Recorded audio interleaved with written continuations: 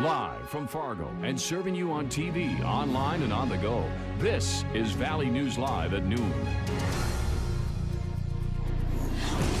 New for you at noon, another train derailment. About 10 freight cars toppled over this morning in Pittsburgh. And of course, this derailment comes just 2 days after an Amtrak passenger train derailment in Philadelphia that left 7 people dead and more than 200 hurt. Hi, everyone. Thanks for joining us this afternoon. I'm Lisa Bedeau. Meanwhile, speed is the focus in the NTSB's investigation into that deadly derailment in Philly. Efforts to remove the wreckage from the tracks are underway, and we're learning more about the man at the controls. The lawyer for the train's engineer said his client suffered a concussion and has about 15 staples in his head. The engineer says he does not remember using the emergency brake or the impact. The black box indicates the train was traveling at a speed of more than 100 miles an hour in a 50-mile-an-hour zone when several cars left the track. A developing story for you this afternoon. A massive condo fire in Minnesota Lakes Country is now being called an arson. Investigators are sifting through what is left of the condos near Ottertail, Minnesota.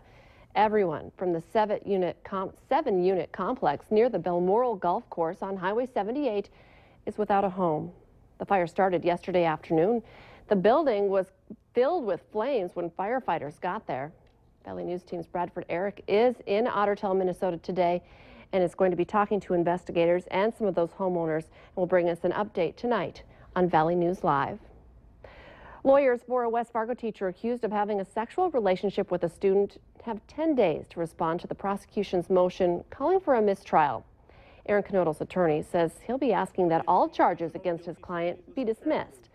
The prosecution's decision to file for a mistrial comes after a juror was sent to the hospital on the 3rd day of deliberations and admitted she was a victim of sexual assault. That juror was the lone holdout for a guilty verdict. Asking for a mistrial does not necessarily mean the state will pursue a second trial against Knodl. We enjoyed a very short break from the rain, but it's back. It's still sprinkling out there right now.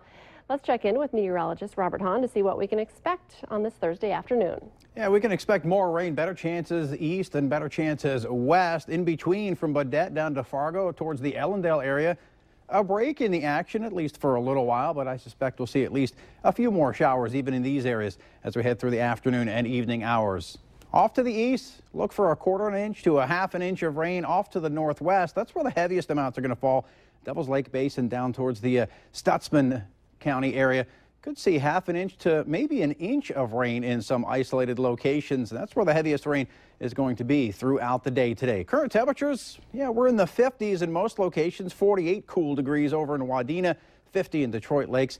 It's 55 here in Fargo, also 55. Jamestown, Grand Forks, and Thief River Falls. Going to show you the first 2 days of that 7-day forecast. Today, we've got it. The rain out there. It's also breezy, kind of cool, and we might get into the low to mid 60s here in the Fargo-Moorhead area. Tomorrow, we're at least going to see some sunshine, and it's going to be a dry day with temperatures right around 70. But we've got some stormy weather to talk about over the weekend, and we'll detail that coming up in just a few minutes. Thank you, Robert. The power is back on after an early morning electrical power pole fire. It happened around 5:30 this morning at Main Avenue and 17th Street in Fargo. Firefighters said the top of the pole was broken off completely and live wires were hanging low. Xcel Energy is still on the scene. They'll have to replace the entire pole, but Main Avenue is back open to drivers. A startling discovery for maintenance workers yesterday when they found a man's body in a pond. It was found in Mandan, North Dakota. Police are investigating the unidentified man's death as suspicious, but have not said how he died. The man's body has been taken to the North Dakota Medical Examiner to identify him as well as determine the cause of death. A new scam is going around the valley. Some postal customers are receiving bogus emails about a package delivery or online postage charges. Attached to the emails is a link or attachment that, when opened, will give you a virus and steal your personal information. Postal inspectors warn, don't do it. Instead, they suggest you delete the email right away. Postal Inspection Service is working on shutting down that scam. Student testing has been canceled in Minnesota again today because of what is believed to be a sophisticated hacking attempt. Thousands of students around the state, including 5th, 8th, and 10th graders in Moorhead, were scheduled to take the Minnesota Comprehensive Assessments, but Minnesota's Education Commissioner called them off. This is the second time in less than a month schools have reported major problems. The company running the test, Pearson, says it's working to increase security and prevent future attacks.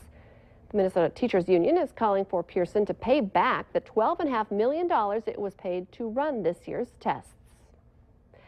Remember to like Valley News Live on Facebook. To follow the latest news, weather, and breaking news updates anytime right on your feed, just search Valley News Live. Like our page, and you'll stay informed all day. There are